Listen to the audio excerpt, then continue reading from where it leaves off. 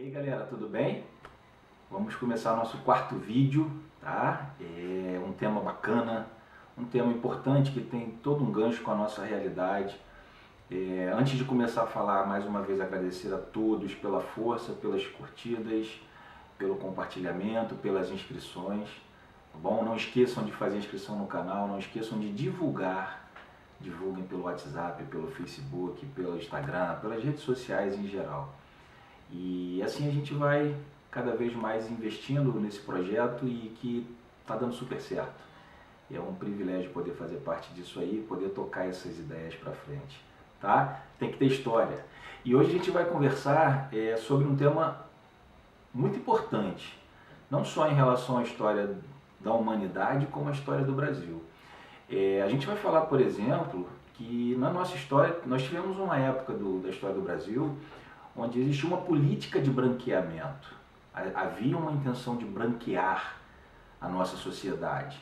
Além dessa cultura, dessa proposta de branqueamento, a gente ainda vai ver que na virada do século XIX para o século XX, o mundo vai comungar desses conceitos com uma tentativa de base científica, como uma espécie de justificativa científica que legitimava certas situações que ocorriam na Europa e em todo o mundo, na verdade. A gente vai conversar sobre a eugenia. A eugenia e qual relação que essa eugenia traz, por exemplo, com o nosso Brasil, com a nossa história, com os dias atuais. Pouca gente, de repente, conhece o significado da palavra eugenia. Essa palavra ela surge num contexto, obviamente. Tem que ter história para entender o surgimento dela. A gente fala aí da segunda metade do século XIX, eu estou falando de 1850 para frente, onde a gente vai ter a história, né, mostra para a gente várias teorias surgindo, como por exemplo a própria história do Darwin, a teoria da evolução da espécie. É um momento em que o mundo, em especial a Europa, vive a sua segunda revolução industrial, ou seja, ritmo produtivo cada vez maior, necessidade ainda maior de matéria-prima, de mercado consumidor, de mão de obra. A gente fala de uma segunda fase da Revolução Industrial e nessa fase, nessa época, a gente vai falar do imperialismo, um fenômeno que as potências europeias, potências industrializadas europeias, elas acabam estendendo os seus tentáculos aí por várias áreas do planeta. É nesse contexto, é nesse pacote todo, e que vai surgir a palavra eugenia, ou melhor, o conceito de eugenia. Né? Francis Galton, um inglês, matemático inclusive, primo de Charles Darwin, uma coincidência, um dado aí que leva a gente a ficar meio assim surpreso, porque o Galton, Francis Galton, esse inglês, é ele que vai cunhar o termo eugenia. Vem do grego eugenos, bem-nascido. Ele vai estudar a questão de uma hereditariedade intelectual, inclusive. O Galton ele vai pesquisar cerca de 9.000 biografias para ver a árvore genealógica de famílias com pessoas que eram fluentes, que eram destaque, com outras pessoas que nem tanto. Então Galton cunha esse termo eugenia, e esse termo ele começa a ser cada vez mais consumido, digamos assim, naquele contexto da Europa do final. Aí isso foi 1883 aproximadamente, né, década de 1880, onde surge esse conceito de eugenia, mas já existiam aí as tais justificativas imperialistas. A gente vai falar do Herbert Spencer, a gente vai falar do Rudyard Kipling, são pessoas, são pensadores que vão criar ideias que legitimem cada vez mais a dominação imperialista. Por exemplo, o darwinismo social. A adaptação das ideias de Charles Darwin para a sociedade. Se Charles Darwin fala que o ser melhor adaptado é aquele que sobrevive, o darwinismo social vai ser uma aplicação disso a uma sociedade, o que legitima a sociedade branca europeia a dominar o continente africano, olha aí a partilha da África na Conferência de Berlim, o continente asiático, né? A própria América, de alguma maneira. Então é nessa segunda metade do século XIX que alguns conceitos como civilização, barbárie, como processo civilizador, como fardo do homem branco, por isso eu citei o Rudyard Kipling, que era chamado poeta do imperialismo, como esses conceitos eles vão, o altruísmo europeu, como esses conceitos nessa segunda metade do século XIX vão legitimar uma expansão imperialista e a dominação desses países, dessas potências industrializadas por todo mundo. O bem-nascido, o conceito de eugenia, ele vai se encaixar perfeitamente bem nisso aí, nesse conceito, nesse contexto. Tanto que o Galton, em inglês, ele, por outro lado, não consegue implementar. Ele defendia uma política de Estado em relação à eugenia, né? Um controle do Estado em relação às relações que existiriam a partir daí. Só que ele não consegue implementar seu conceito, sua teoria na Inglaterra. Ele morre, seu projeto não se torna uma política pública, mas o seu legado, ou melhor, as suas ideias, e eu não falo de eugenia, obviamente, como uma coisa positiva, porque é uma teoria que serve aí para legitimar a dominação, que serve para controlar. Gente, a eugenia vai falar em esterilização, a gente vai conversar sobre isso. Tá? A eugenia vai falar em antropometria, em medidas do corpo, em considerar o movimento eugênico, por exemplo, que vai chegar ao Brasil. Galton não consegue na Inglaterra, mas as suas ideias se espalham, chega aos Estados Unidos. O estado de Indiana, por exemplo, vai ser vai ser um lugar do mundo que aplica a primeira lei de esterilização compulsória, ou seja, obrigatória. O controle de nascimento, onde você tem que fazer estudos para ver quais são os casais, quem são os casais. E a Alemanha, na década de 1930, que vai ser outro grande exemplo das aplicações ou da aplicabilidade da ideia de Galton, de eugenia. E aí eu falo, obviamente, República de Weimar, eu estou falando do processo aí de formação da Alemanha nazista. A eugenia nazista, a gente quando fala de uma raça pura, a gente lembra muito do Adolf Hitler, né? Que defendia o seu arianismo, que defendia a sua raça pura, que vai ter aí um projeto efetivo para a Alemanha de criar essa raça pura sem interferência de estrangeiros, de ciganos, de negros, de judeus. A gente lembra muito de Hitler quando trabalha a ideia de uma raça pura, de um arianismo. Mas essa eugenia, essa ideia de purificar a raça, ela na verdade ela vem de trás. E ela teve inclusive um crescimento em especial nos Estados Unidos, primeiramente, depois na Alemanha. Abdala, mas isso pode ter chegado ao Brasil? Pode não, chegou. A eugenia vem ao Brasil, a eugenia chega ao Brasil, obviamente, também pelo meio de médicos, em especial pessoas ligadas à área de saúde. Aqui no Brasil, a eugenia, a gente vai falar muito do Renato Kell, por exemplo, a eugenia ela vai ganhar muito uma conotação de higiene social, de limpeza social. Mas antes de chegar no Renato Kell, já na virada, já no início do século XX, eu queria voltar um pouquinho na história do Brasil.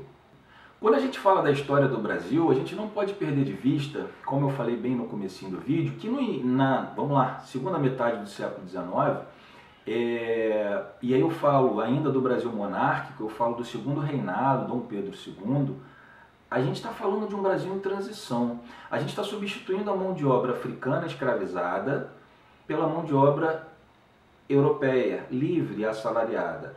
Por trás dessa substituição, que tem um discurso político, que tem um discurso de liberalismo, de certa forma, a gente tem também um pacote de embranquecimento. Abdala, mas como pensar em embranquecimento se o Brasil nessa época, e hoje, né, ainda continua, ele majoritariamente ele não é branco, exatamente.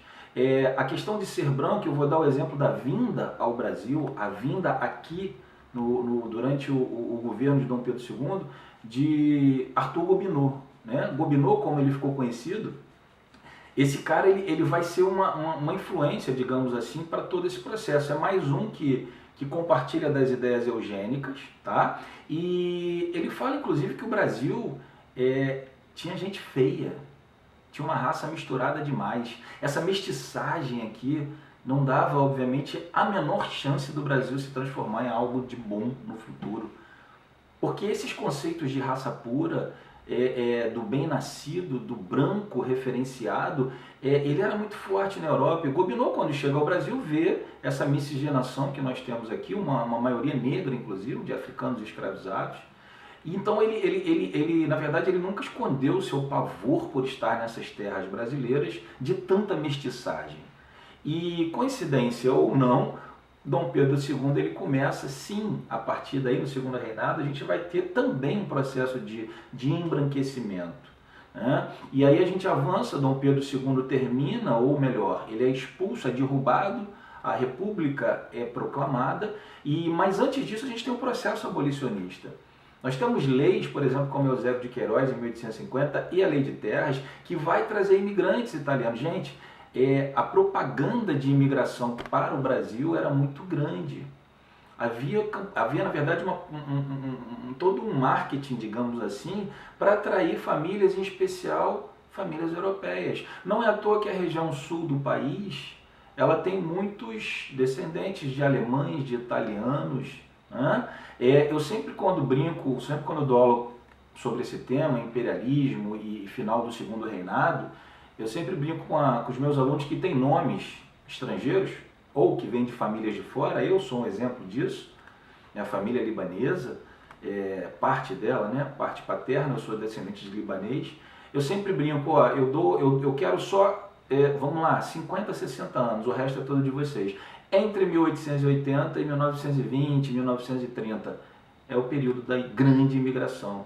É o período que vai chegar aqui ao Brasil, ou que vão chegar ao Brasil, várias famílias, inclusive sendo cuidadosamente, né? Havia uma preocupação, não adianta chegar qualquer um. Claro que no Brasil essa política eugênica ela não acontece no segundo reinado. Existe o ideal de embranquecimento, mas como eu falei do Renato Kell, por exemplo, como eu vou falar do Roquete Pinto, por exemplo, o próprio Miguel Couto, isso tudo é mais para o século XX. Esse final de século XIX, né, a gente está falando da chegada de estrangeiros, da chegada de imigrantes. E existe aí um ideal de imigrante a chegar por aqui. Em especial italianos, em especial alemães, em especial a família inteira. E aí eu tenho o privilégio de lembrar de uma documentação que eu trabalhei no Arquivo Nacional sobre a entrada de imigrantes entre esse período, Porto de Santos, Porto do Rio de Janeiro, vamos lá, 1880 para frente, e nos registros de entrada a gente tinha famílias inteiras e registrando o grau de parentesco, o nome, porto que vinha, qual o tipo de embarcação, vapor, piroscafo, paquete, saía do porto tal, chegava tal, qual era a função. Esses registros, eles hoje inclusive servem muito para registrar a questão de dupla nacionalidade. Muita gente busca a dupla nacionalidade a partir desses registros documentais no Arquivo Nacional. É um dos acervos mais pesquisados. Então, esse processo de trazer o europeu em especial para cá, mas o árabe também vem, o japonês também vem. A gente, quando fala da imigração japonesa para o Brasil, já muito forte em 1920, 1930, ela acontece. A grande imigração japonesa foi questionada já pelos eugenistas desse contexto, né? Porque isso começava a implicar numa mudança de sociedade que os eugenistas não defendiam. Detalhe, essa chegada da República e essa virada para o século XX, nós temos aí, por exemplo, os congressos acontecendo, nós temos, por exemplo, reformas urbanas, como foi a de Pereira Passos no início do século XX, onde a gente vai começar a misturar conceitos de higiene social, de higiene racial, de limpeza urbana, considerando quem habita. A gente começa a ter cada vez mais forte uma salada de frutas aí, e tem charges de jornais de época onde aparece lá um Oswaldo Cruz penteando uma favela e raspando piolho, raspando com pente fino, literalmente. São sinais que dão uma misturada absolutamente em todo esse conceito da eugenia, da higiene racial, da higiene social, da limpeza. Tudo vai começar a se modificar. Se eu penso naquele progresso que sai lá do Francis Galton da Inglaterra, que não teve políticas públicas, nos Estados Unidos sim. A gente vai falar de Charles Davenport, por exemplo. Eu falei que a primeira lei de esterilização compulsória foi dos Estados Unidos, no estado de Indiana, a Alemanha nazista. Aqui a nossa eugenia ela se mistura muito. Aqui a nossa eugenia, inclusive, ela vai criar certas bases e certas teorias que vão influenciar ou que vão legitimar para muitos essa noção do racismo, de uma sociedade acima, o branco acima do negro, essa exclusão racial. A gente vai falar um pouco disso mais para frente. Então esse final do nosso período monárquico, governo de Dom Pedro II, início da nossa república, a gente está inserido dentro desse contexto, obviamente, mundial, dessas ideias que estão em toda a Europa e espalhada pelo mundo. Aqui nesse início de república, por exemplo, eu gosto muito de usar nas aulas uma pintura do Modesto Broco chamada Redenção de Caen. Ela é de 1895, hoje está no Museu Nacional de Belas Artes aqui do Rio de Janeiro. Ela acabou sendo usada pelo médico e antropólogo físico João Batista de Lacerda no primeiro Congresso Mundial de Raças, que aconteceu em Londres, isso no início do século XX. Essa pintura que vocês estão vendo aí na tela, ela tem várias leituras possíveis dela. Você tem uma senhora negra à esquerda, clamando, agradecendo aos céus, melhor dizendo, e você tem sentada abaixo uma mulher mais jovem, de pele mais clara, possivelmente a filha dessa senhora negra, segurando em seu colo uma criança branca, e mais ao lado você tem um típico europeu, pelo biotipo dele, sentado na porta. Percebam que o nome do quadro ele já é em si uma leitura da própria imagem. Por que a redenção de Caen? Porque é uma passagem bíblica que inclusive é usada, enfim, de maneira comprometedora até, por muitos que falam da chamada maldição de Caen. Caen, um dos filhos de Noé, teria visto seu pai bêbado, nu, e aí todo o processo de maldição sobre ele. Segundo essa passagem, cada um dos filhos de Noé seria responsável por povoar regiões da terra, Jafé, Cã e Sem. Daí até a origem do Sem semita. Semita vem de Sem, como se fossem os descendentes de um dos filhos de Noé. Mas voltando ao Cã, que seria responsável pelo povoamento da África, e a maldição teria sido que todos os filhos de Cã sofreriam essa maldição, enfim, aí justifica-se a dominação, justifica-se a escravidão, usam isso como argumento para legitimar muitas vezes um processo de dominação sobre o continente africano. E esse quadro do Modesto Broco, que vocês estão vendo aí, ele ganha esse nome, ele tem uma conotação contrária, por isso que ele é objeto de debate muitas das vezes. A redenção de Caen seria justamente a libertação, mas ele tem um cunho, sem dúvida nenhuma, de embranquecimento da raça. É inegável isso. Não é à toa que foi usado num Congresso Mundial de Raças, por um médico e antropólogo físico. Você tem uma negra olhando para o céu agradecendo e uma criança branca como fruto dessa transferência de gerações com o embranquecimento da sociedade. Alguns detalhes são importantes de serem notados, por exemplo, olha o detalhe do chão, ele é dividido literalmente a partir até do chale da jovem negra, que está apontando por uma divisão que está meio na diagonal. Esse típico europeu sentado, ele está na parte com calçamento, uma parte mais, como eu posso dizer, avançada, enquanto que essa senhora negra ela está ainda em pé sobre uma parte de barro, uma parte ainda que remonta a um passado precário, por que não dizer assim? Então a gente tem aí várias leituras e interpretações. O próprio europeu que está sentado, propositalmente há um fundo negro atrás dele, para deixar bem claro a sua branquitude. E essa criança é branca, e ela está sendo segurada por essa mulher, que já é fruto de um casamento com branco, e depois esse filho já nasce ainda mais branco. Caen estaria redimido, ou seja, o embranquecimento estaria acontecendo. Esse discurso de controle racial, esse discurso de criação de uma raça pura, essa política de embranquecimento que surge no segundo reinado, eu digo no mundo, mas chegando para a gente aqui, com a vinda do Conde Gobineau, que a gente conversou ainda há pouco, isso tudo está transformando. O Brasil está inserido nesse mundo, obviamente. O Brasil é muito miscigenado.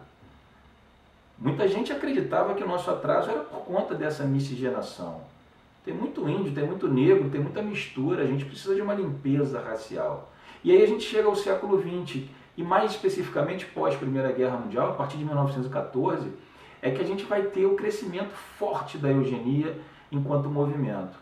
O Renato Ferraz Kell, como eu falei para vocês, é médico, é escritor. Ele defendia inclusive a eugenia negativa. O que era a eugenia negativa? Era o impedimento de procriação de certo tipo de pessoas. De acordo com características físicas, de acordo com critérios eugênicos, certas pessoas não deveriam procriar, ter filhos, porque considerava-se muitos problemas sociais, inclusive, a partir do cruzamento desse tipo de pessoa, alcoolismo, prostituição, isso inclusive na Europa eugênica também, na sua parte, na sua teoria eugênica, prostituição, alcoolismo, sonambulismo, problemas mentais. E aqui no Brasil isso ainda ganha um fator mais perigoso ainda, que foi esse fator da pobreza, da miséria, das doenças, tuberculose, sífilis, acaba tudo virando uma coisa só. Tudo sendo visto como um problema de raça, né?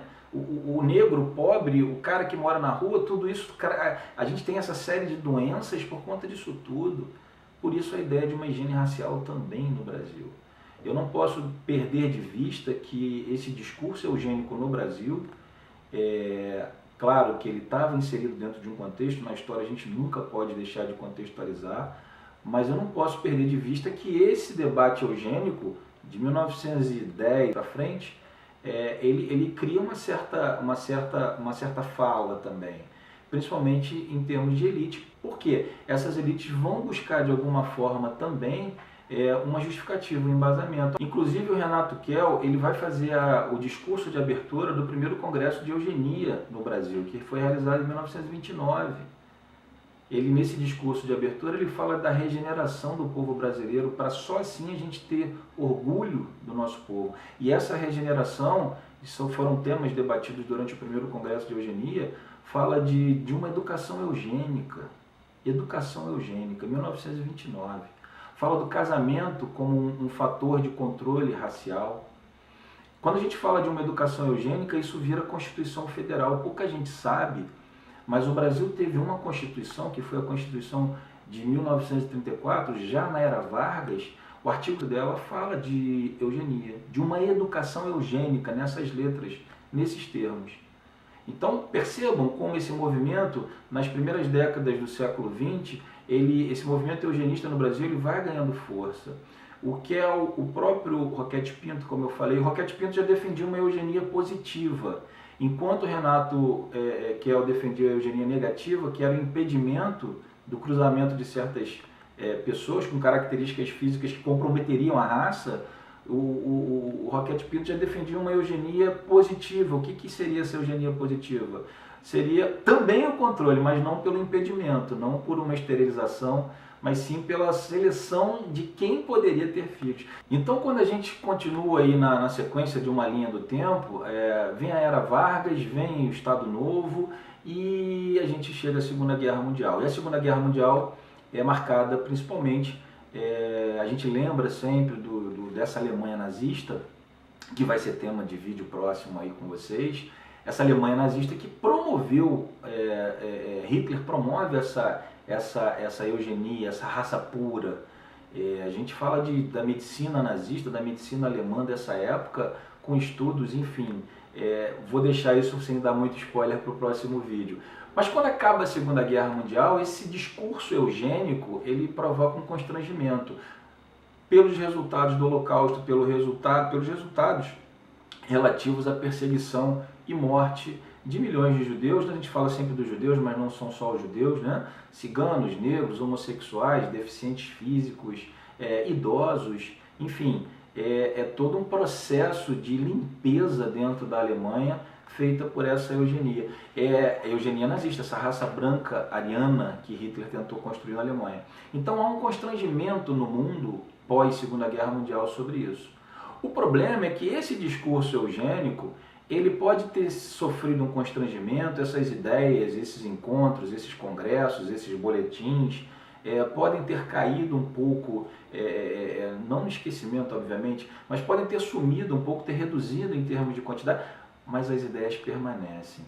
A gente não pode perder de vista que a gente mistura, no caso brasileiro, um racismo muito forte a tudo isso. Como é que a gente pensa numa raça pura brasileira, né? Como é que você pensa num... eu sempre acho muito curioso quando eu falo de neonazismo no Brasil, quando a gente fala de membros do partido nazista no Brasil, né? Fora da Alemanha, era um país com muitos seguidores do partido nazista, onde o próprio alemão, o próprio nazista, ele sequer reconhece isso como uma possibilidade. Vou citar a cena do filme Bacurau, quem não viu, veja. Tem uma cena que chama muita atenção, às vezes passa despercebida, onde dois brancos brasileiros, eles em nome de estrangeiros, eles se autoproclamam iguais ao branco estrangeiro. E aí os estrangeiros começam a rir descaradamente na frente deles. Porque o brasileiro branco, ele acha que ele é europeu, ele acha que ele pertence a essa branquitude europeia e, bem, não funciona assim. E a gente carrega essa... Aí você tem a ideia do complexo de vira-latas, enfim, isso é papo para outro vídeo.